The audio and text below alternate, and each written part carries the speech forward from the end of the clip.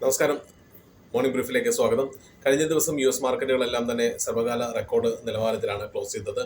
ഉടൻ തന്നെ ഒരു റേറ്റ് കട്ട് ഉണ്ടാകുമെന്നൊരു എക്സ്പെക്ടേഷൻ തന്നെയാണ് മാർക്കറ്റിൽ ഇപ്പോഴും നിലനിൽക്കുന്നത്.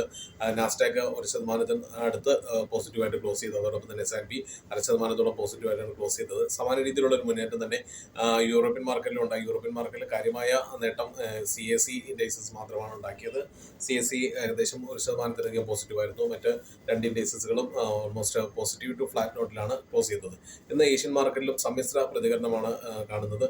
ചില ഇൻഡൈസസുകളെല്ലാം തന്നെ വളരെ പോസിറ്റീവായിട്ട് ട്രേഡ് ചെയ്യുന്നു. കോസ്പി 1% പോസിറ്റീവായിട്ട് ട്രേഡ് ചെയ്യുകയാണ്. അതോടൊപ്പം തന്നെ നിക്കി 0.5% പോസിറ്റീവാണ്. ഇന്ന് ചൈനീസ് മാർക്കറ്റ് എല്ലാം നെഗറ്റീവ് സെന്റിമെന്റ്സിലാണ് ട്രേഡ് ചെയ്യുന്നത്. ഇന്ന് ഗിഫ്റ്റ് നിഫ്റ്റി ഒരു ഫ്ലാറ്റ് നോട്ടിൽ തന്നെയാണ് ട്രേഡ് ചെയ്യുന്നത്. 20 പോയിന്റിന്റെ നെഗറ്റീവാണ് ഇന്ന് കാണിക്കുന്നത്.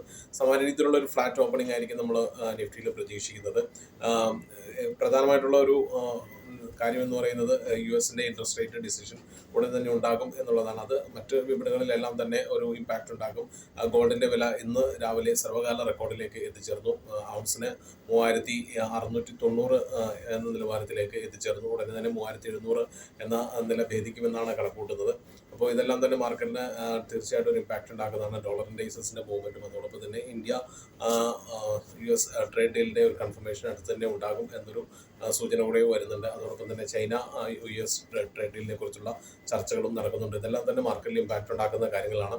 അപ്പോൾ ഇവർക്കും നല്ല ഒരു ട്രേഡിംഗ് ദിനം ആശംസിക്കുന്നു. Thank you so much.